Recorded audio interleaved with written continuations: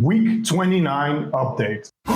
Mark, can you actually run PEDs for that long? Yes, you can. And in this video, I'll explain you how. Like I just said in the intro, this video will help to guide you through the process of managing your cycle in the most healthy way possible. In this video, I'll start off by going over my blood work, and you will see what kind of changes I'm making based on what my blood work is telling me. So I want to start off by showing that my SHBG dropped again, just like last time. In my 18-week update, I told you that I thought that it was probably happening because I was taking Anavar for 2 weeks at a low dose. The reason that in my previous video I contributed the drop in SHBG to Anavar is because DHT derivatives such as Masteron, Primobolan, Anavar, Winstrol, Anadrol have a binding affinity that's 5 times higher than testosterone to SHBG. This means that this group of steroids has a far harsher effect on reducing SHBG than anabolic androgens do. For people that have a very high SHBG, this would be a positive effect, resulting in higher free testosterone and better anabolism during their cycle. However, there is also something as too little SHBG. Too little SHBG can result in having no libido, for example. This is not the case for me. My SHBG is still perfectly in range and I feel totally fine. However, I rather prevent than having to deal with issues before fixing it. This is exactly why I am running blood work so often. Every 2 months, I go in and do blood work. Now it seems that it's simply the overall anabolism of the testosterone that I'm running that is crushing my SHBG. Additionally, I've also had a lot of stress in the past few months, which can further contribute in lowering your SHBG. Next, I would like to go over my estrogen for a bit. It's currently showing 62 picograms per milliliter compared to 2 months ago when I had 106 picograms per milliliter. I didn't change my testosterone dose nor my ACG, and this reduction in estrogen actually offers me a possibility to fix my SHBG with a bioidentical hormone. For the time being, as my SHBG is still in range, I can simply further increase my ACG since higher estrogen levels help regulate SHBG in your liver. As of now, I have no estrogenic side effects whatsoever, so I am able to play with these levels a little bit. In the case of further reductions in my SHBG in upcoming months, resulting in me feeling worse than optimal, my next move would be to use tamoxifen. I'd prefer not needing this, to be honest. I would just like to end my cycle and then drop my levels to TRT,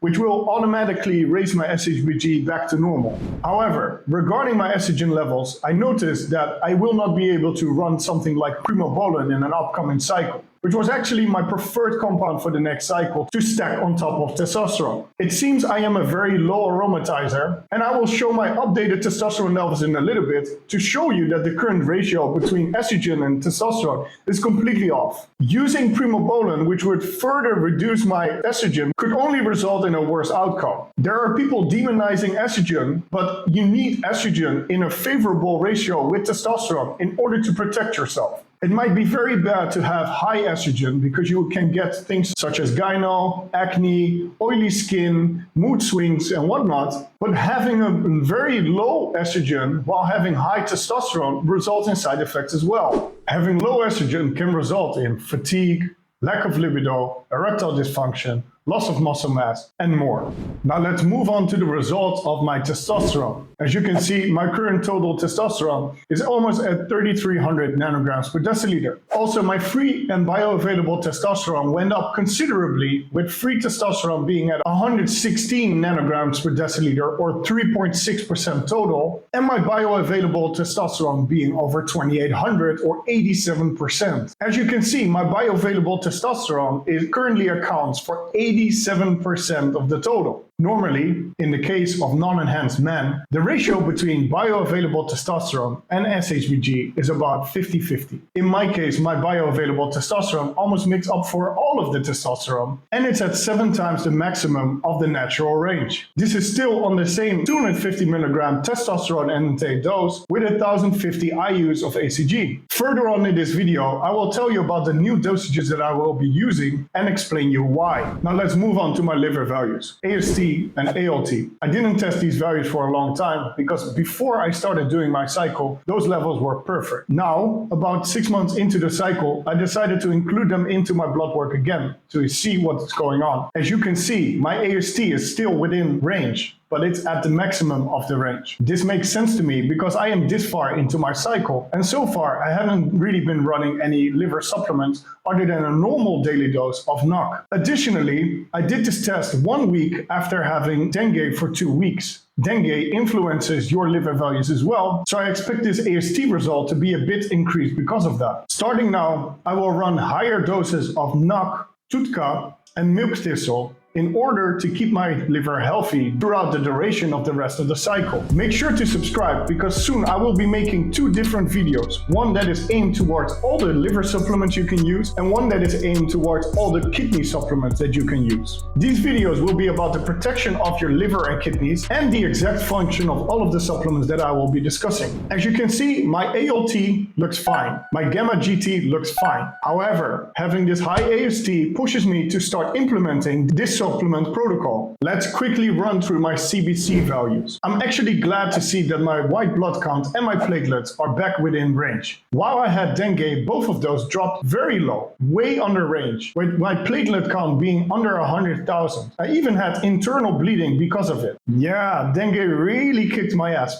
Anyway, we're back to business, and those blood markers look great again, and I'm able to train again just fine. Other markers that are important to keep an eye on if you're using steroids or exogenous testosterone for TRT are your red blood count. As you can see, my red blood count is fine. Your hemoglobin, mine is fine as well, and your hematocrit. My hematocrit is pretty much unchanged from when I was a natural to now. Same for my hemoglobin, my red blood count, my white blood count, and whatnot. All of my values are pretty much the same as when I was natural because I manage everything so well. However, as I've mentioned before, I will be raising my testosterone and ACG dosages, which will increase my hematocrit. In order to lower my hematocrit at some point, I will probably have to donate blood. So I also tested my ferritin this time. My ferritin is actually pretty low. Ferritin is your iron. So I've started taking a higher dose of iron supplements with a 2% copper element in it in anticipation of the future blood donation that I'll probably have to make. Now let's move on to my kidneys. First off, we go over my creatinine test, which I completely disregarded as a valid test in a previous video. However, the test was only $2 and I'm trying to prove a point here. If you look at these results, you will see that my BUN is within range. My creatinine is also within range, and my EGFR is showing 79. If we compare this to the results of the test that I did 2 months ago,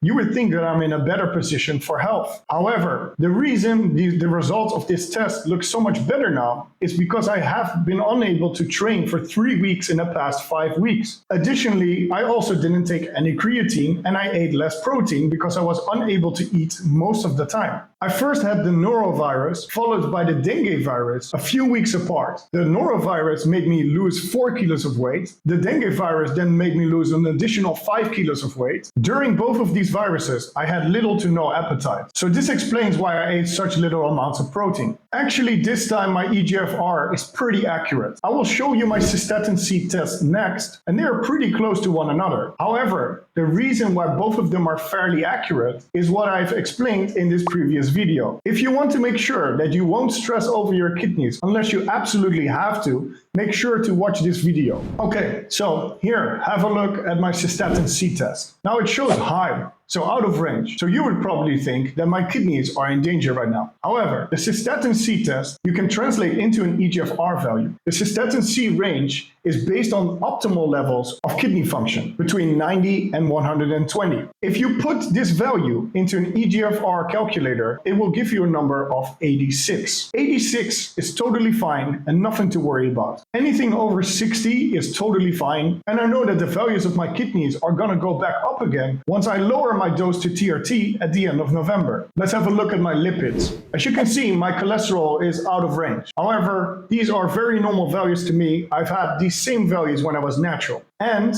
this time I think my LDL went up because I have been sedentary for 3 weeks of the past 5 weeks. Also, here in Asia, they use a different range for triglycerides. Based on Western values, my triglycerides will be totally fine. My triglycerides are actually considerably higher than a few months ago though. I'm pretty sure that the increase in triglyceride levels is because of stress, because that was the only changing factor in my life recently. The upcoming months, I will be going back to doing a lot of cardio and actually doing more cardio than before. And at the end of November, I will pick up some kind of fighting sport while I am entering my cut. This should help with my cardiovascular health, and I'm not worried about this whatsoever. Because as previously stated, these levels are exactly the same as when I was a natural. So I know that it's not the steroids causing any cholesterol-related issues, but it's mainly my genetical background paired with the fact that I live a mostly indoor life. On screen, I'll show you a few recent Physique update pictures, and I'll be passing 100 kilo this month. If I didn't have the noro or dengue viruses, I would have already been past 100 kilo. However, I am currently back on schedule to reach my 105 kilo target at the end of November. I would say I am currently very happy with my physique, and I'm getting a lot of compliments from everyone around me. Also, my knee injury seems to be improving, so here on screen, you can see me building back up my squat.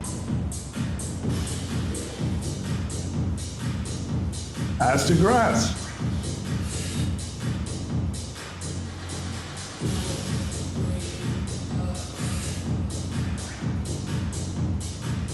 Now we still have a little way to go, but it's starting to look like something again. I might actually reach my 140 times 5 squatting target at the end of November. Okay.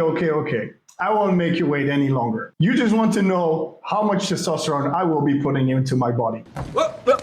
Here I come. Oh, here I come. All right, I hope it's worth the wait. I will be raising my dose from 250 milligrams per week to 400 milligrams per week. This is a massive jump, but in my opinion, during your first cycle, you're supposed to figure out how your body works and how well you can tolerate certain dosages. Given the fact that I haven't needed any kind of AI so far and my blood work remains pretty much perfect throughout the entire length of this cycle, I will be raising the dose to see if I will be incurring any kind of side effects. And before some of you think that I'm being rash, I really planned this from the very beginning to be doing this at the end of the cycle if the blood work allowed such a jump. I really want to optimize my first cycle, and I want to make sure that I use the first cycle appropriately. So I want to figure out what dose of testosterone I can run without needing an AI. Additionally, I will raise my ACG from 1050 IUs per week to 1350 IUs per week. I might be making further increases to my ACG if it proves necessary. I'm sorry to disappoint you if you came to this channel hoping that I was going to have side effects, but all I can tell you is that the only side effect I have is that my libido has gone through the roof.